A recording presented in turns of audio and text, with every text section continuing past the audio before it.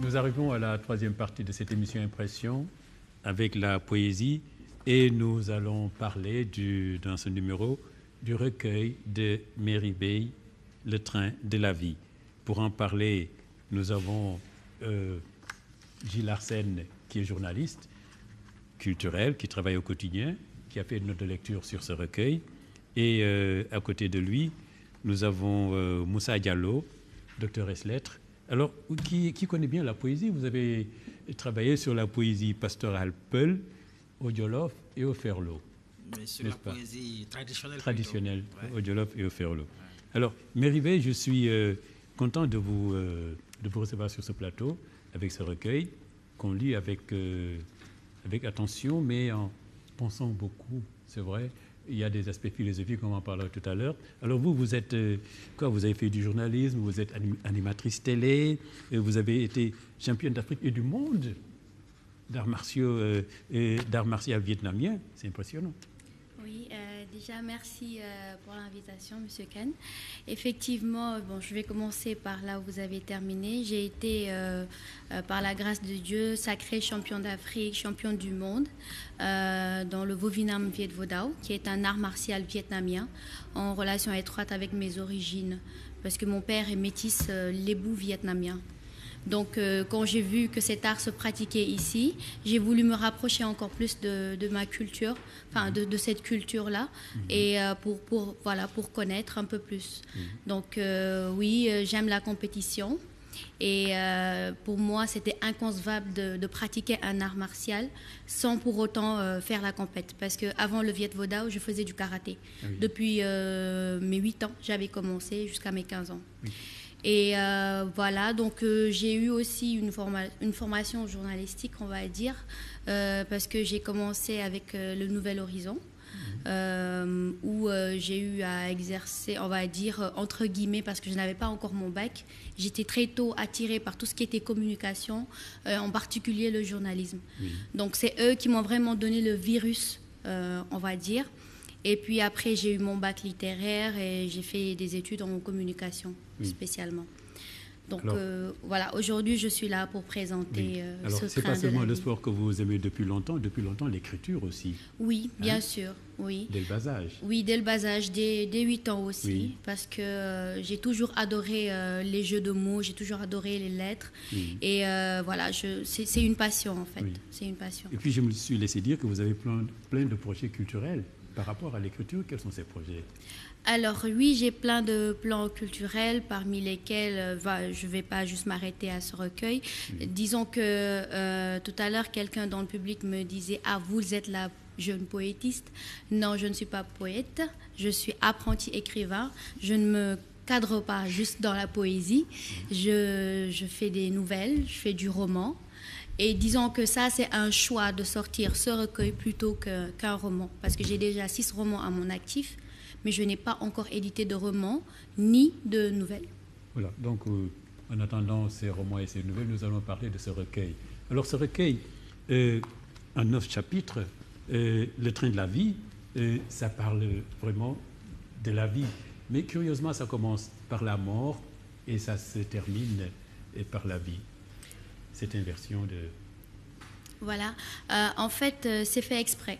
C'est fait sciemment pour plusieurs raisons que je vais expliquer ici. La première, c'est que dans ma nature, je suis quelqu'un qui n'aime pas faire ce que tout le monde fait. Donc, je suis un peu rebelle, on va dire, dans l'âme. Et je ne voudrais pas faire ce que j'appelle le copie-coller de la société.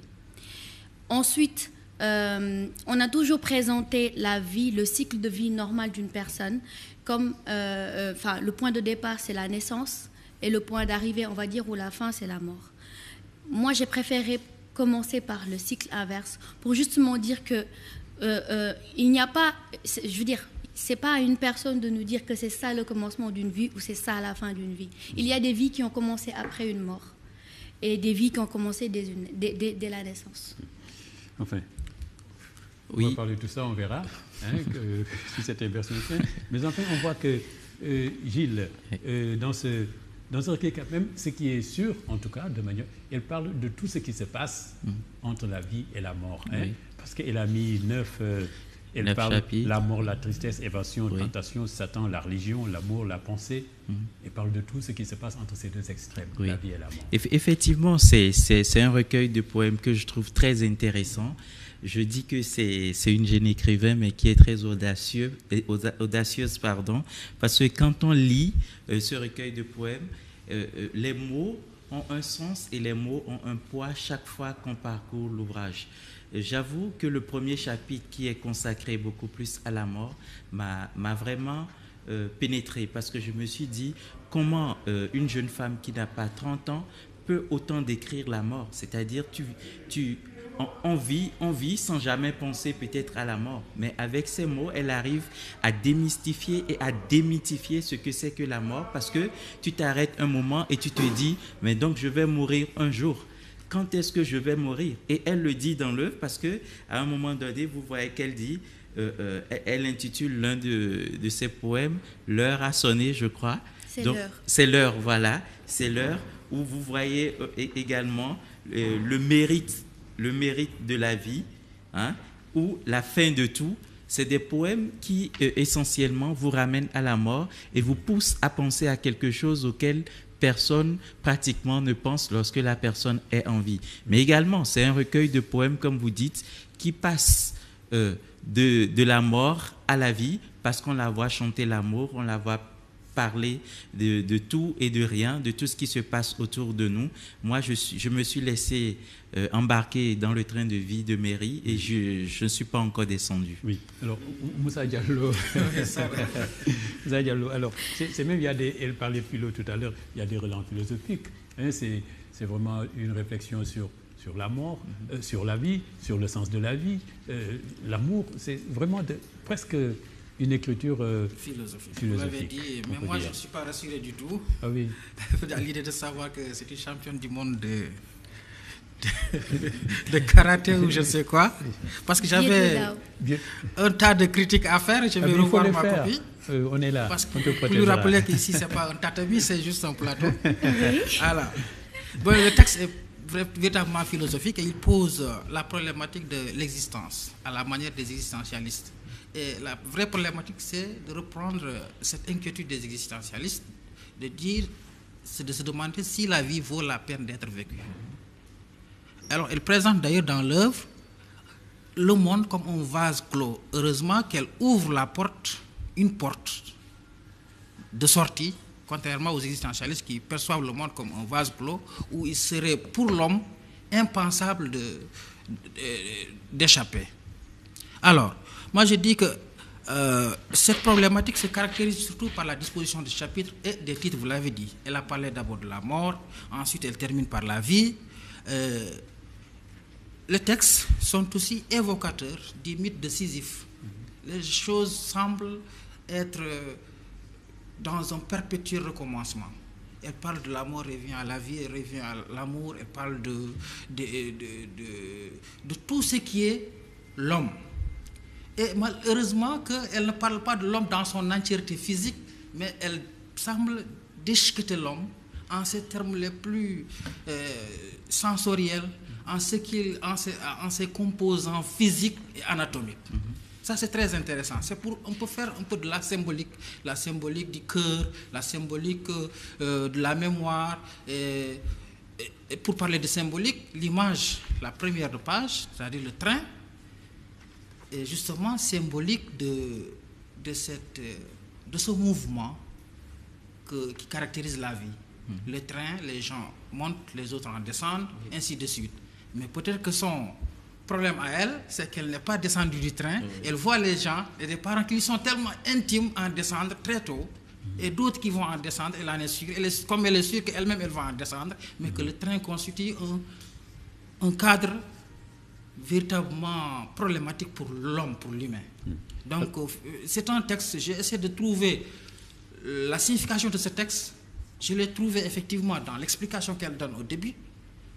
Je me suis dit qu'il faut s'engager dans le sillage de la philosophie pour un peu trouver quelques explications qui tiennent par rapport à ce qu'elle a dit. Et je pense que c'est une œuvre très intéressante. Je n'ose plus dire le contraire.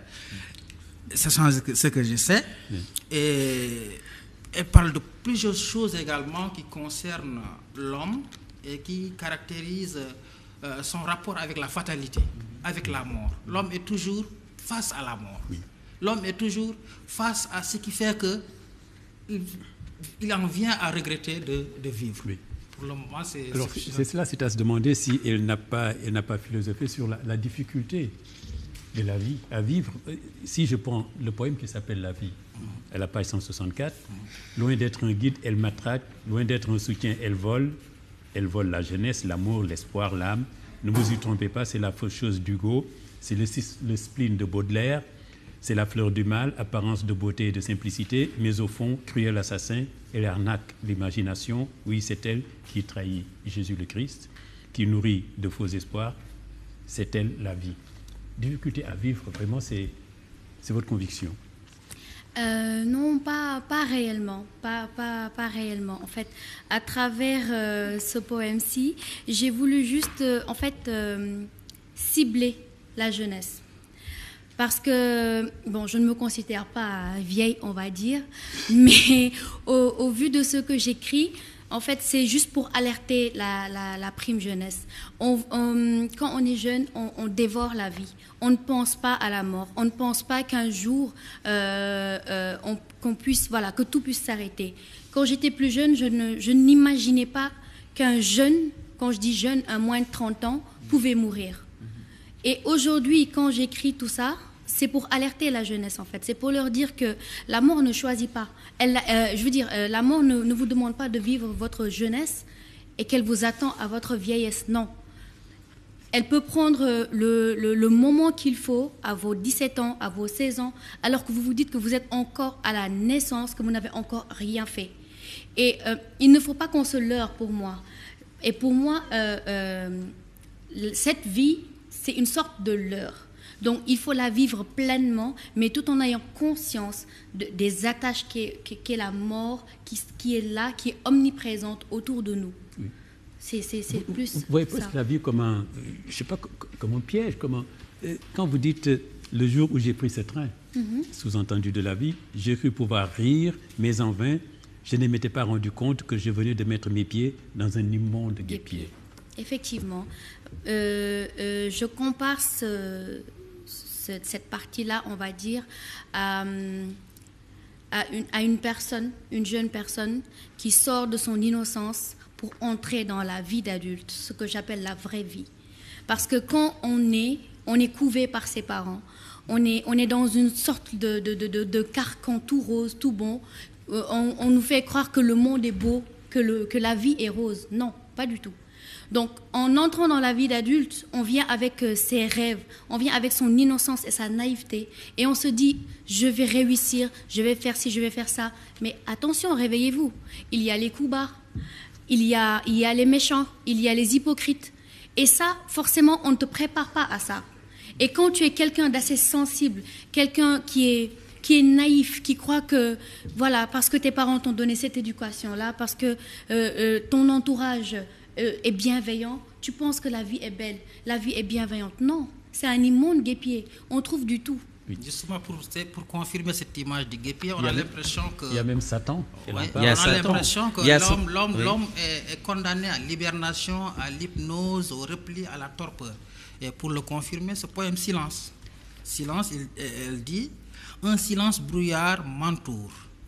Un voile sombre me sépare des autres. Figé comme je suis, dans une éternelle contemplation, je ne prends plus conscience de ce qui m'entoure. Plus de chants d'oiseaux, plus de bruyants bruissements, seul le silence. J'ai plongé au fond pour ne plus entendre les cris, les pleurs et lamentations. Je suis enfermé dans ce monde, face à moi-même, pour en sortir exalté et ivre de bonheur. Heureusement qu'elle utilise des termes qui font référence à cette porte dont j'ai parlé tout à l'heure, ces échappatoires qu'elle évoque. Je le disais, elle parle de religion, elle parle de confession, elle parle même de confrérie, en évoquant les grands marabouts que nous avons connus, Abdelaziz Sy Dabakh, Bamba, pour dire que la vie est certes un enclos, pour me répéter, fermé, mais il y a des échappatoires auxquels les gens s'attachent. Je ne sais pas si elle fait l'hymne de ces échappatoires-là, mais il y a quand même des attaches auxquels les gens reviennent pour donner du sens à leur vie. C'est vrai que la poésie de Méry est très philosophique, mais également c'est une poésie qui quelque part pousse la personne à aller au fond des choses, parce que vous l'avez évoqué tout à l'heure, elle parle de Satan. Et quand je lis ce passage, je me suis dit, mais comment une jeune auteure peut donner autant de force, autant de poids à Satan? Oui, elle parle de Satan en disant maître de la nuit, prince des ténèbres, fils de Lucifer, maître du temps. Elle fait l'apologie de Satan quelque part. Elle dit, je salue ton bravoure, achève les maîtres des ténèbres. J'attendrai que tes bras, que de tes bras tu me retires de mon enfer. Et quelque part, on se dit, est-ce que c'est une personne qui vénère Satan? Heureusement que dans d'autres passages, on retrouve la religieuse qui chante Bamba, qui chante Mama Abdelaziz Daba, et qui parle de Jésus-Christ et de tout ce qui concerne la religion de manière générale. Mais à côté aussi, parce que toute la partie 5, c'est consacré à Satan. Oui, tout un chapitre concerne Satan. C'est en fait, c'est dans le cycle que je vais expliquer, parce que quand on perd un être cher, qui est la mort, la première partie, on est très triste. On est très triste, on est perdu, on perd ses repères, on perd ses valeurs. Et quand on perd ses valeurs, on est habité par certaines tentations. Et quand on est habité par certaines tentations, c'est parce qu'il y a Satan qui est là derrière. Est-ce que vous voyez un peu ce que je veux dire? Donc, pour cette première partie-là, comme je dis, en fait, je voulais juste expliquer que c'est normal qu'une personne passe par ces phases-là. Et il y a aussi un autre jeu que je voulais faire dans ce recueil, parce que j'aime bien jouer, on va dire, c'était provoquer. Pourquoi provoquer? Parce que j'ai vu que dans presque beaucoup d'œuvres que je lis, Satan est présenté comme quelqu'un qui est le mal incarné, c'est tout c'est lui, c'est à cause de lui. Non.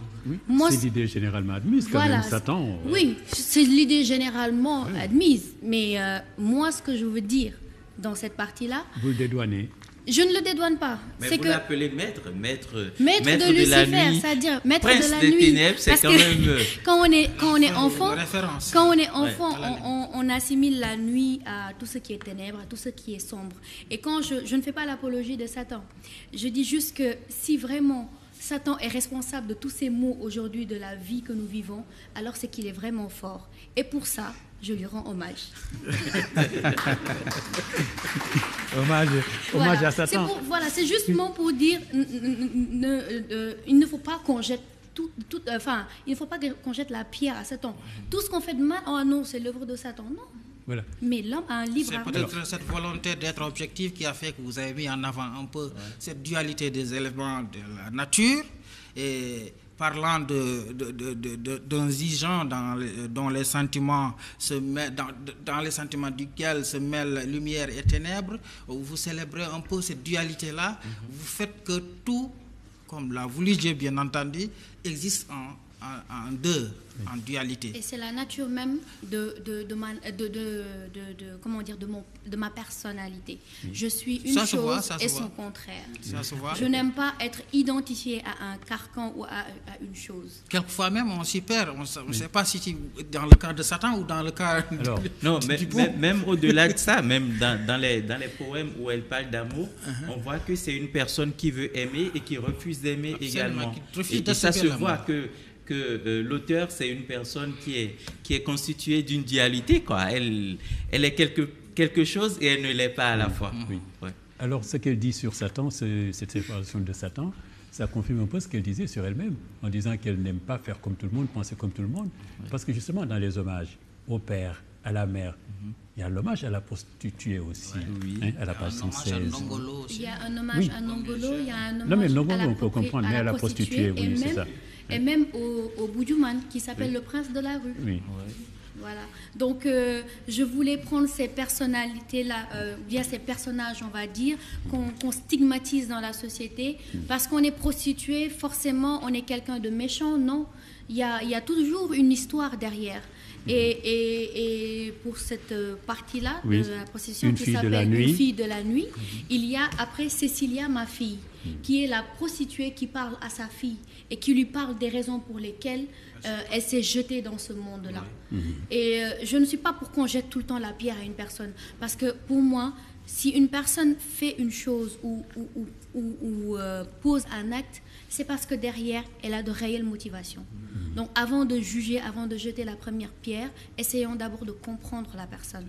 Il y a aussi le petit boudjouman dans son coin, tout le monde passe, personne ne fait attention à lui.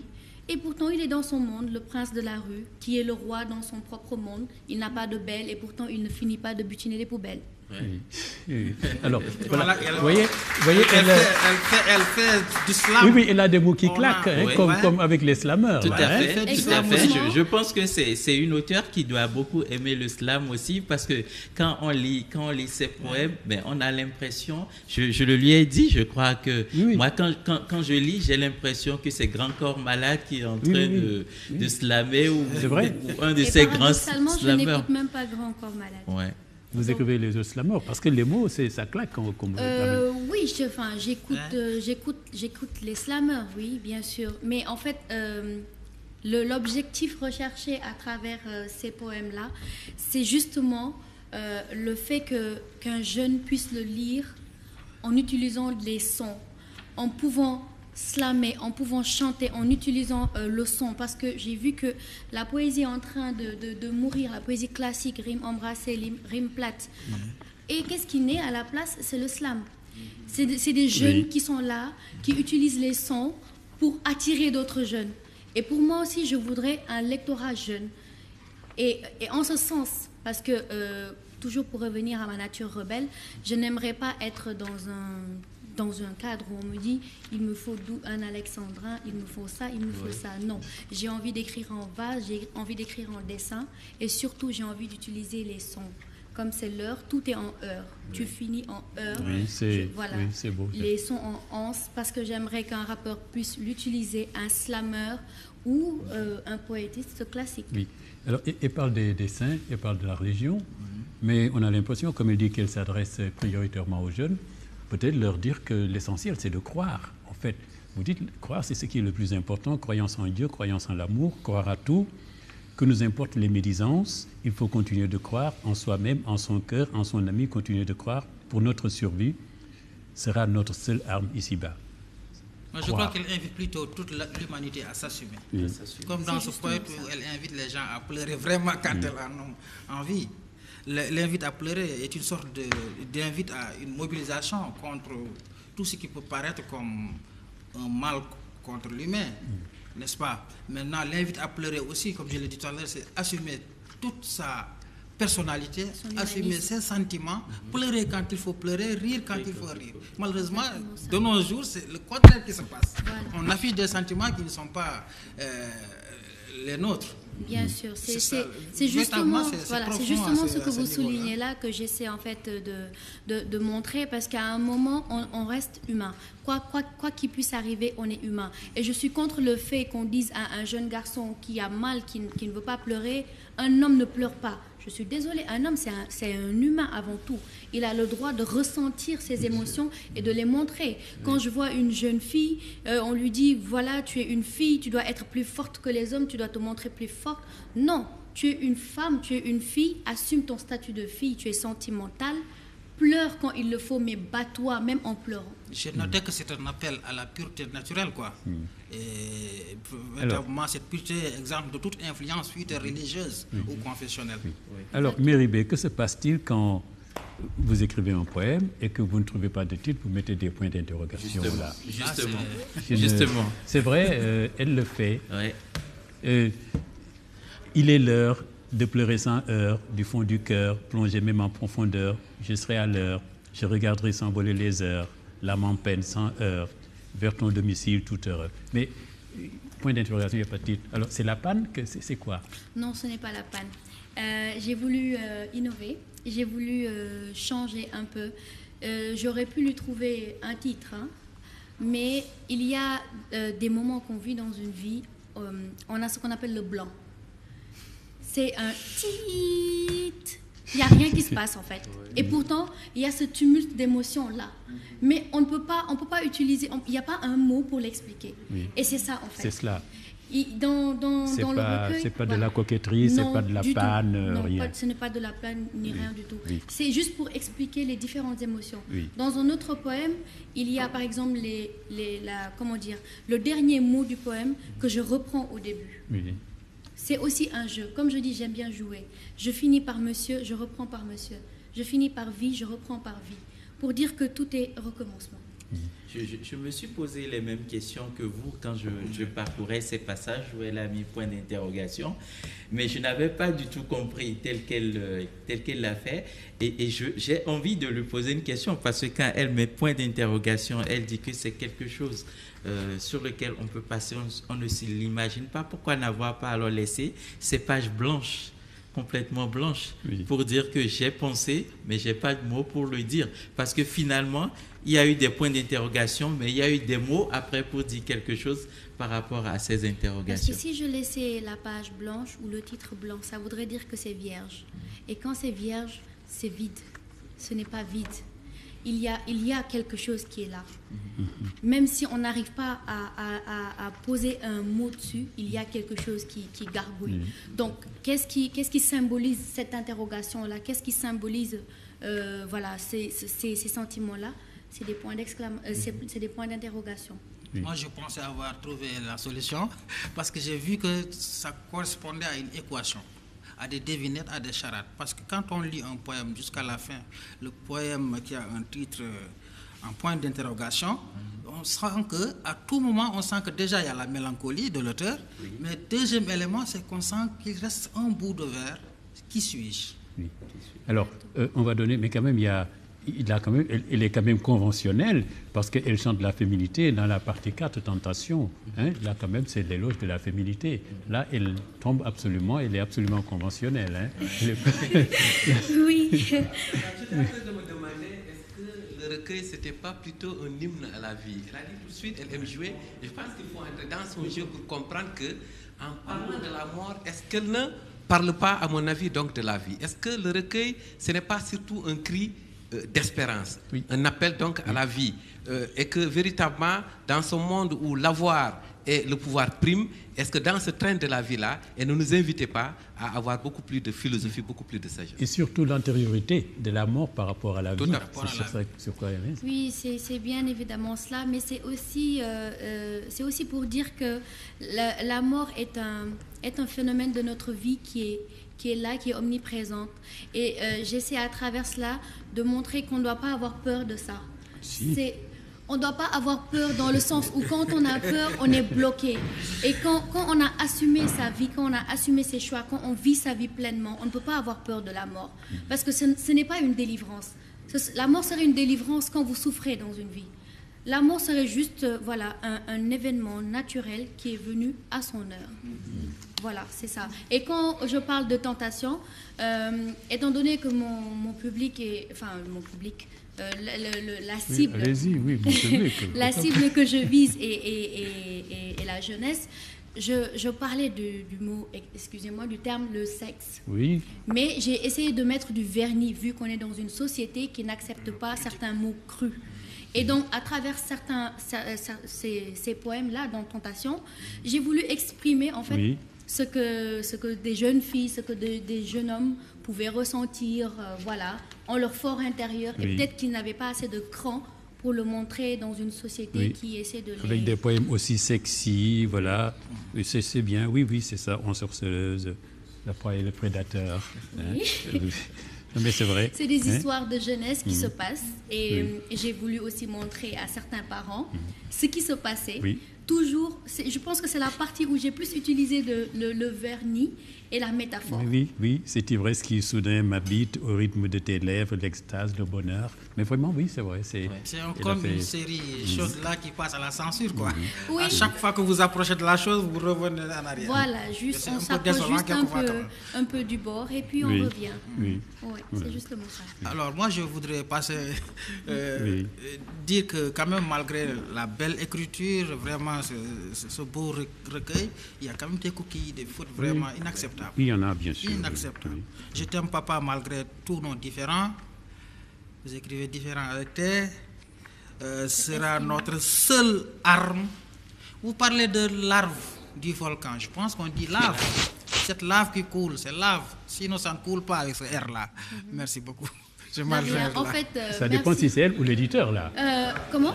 Oui, c'est ce que je voulais dire. J'ai pensé à un jeu de mots, mais après je me suis dit que non, ça ne peut pas l'être, parce que c'est répété 2 fois. Pour... Comme disait M. Kahn, ce n'est pas moi, peut-être c'est des coquilles, c'est une œuvre. Il y en a plein. Voilà, c'est une œuvre, elle est imparfaite comme son auteur.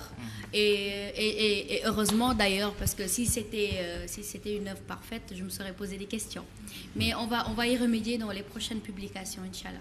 Bon, c'est vrai qu'il y a des coquilles dans l'œuvre, mais c'est quand même une œuvre à lire. Surtout, la jeunesse doit lire cette œuvre. On voit que les jeunes ne lisent plus beaucoup, c'est vrai. A fortiori, lire des poèmes et comprendre, pénétrer l'univers de la personne qui écrit, c'est pas toujours évident. Mais je pense que l'ouvrage de Merry Beye mérite un détour. Je pense, je l'ai dit dans la note de lecture que je l'ai fait au journal, en disant qu'il serait intéressant que les jeunes puissent aller à la rencontre de ce livre qui parle aussi bien de la mort que de la vie, parce que c'est 2 passages par lesquels nous passons inexorablement.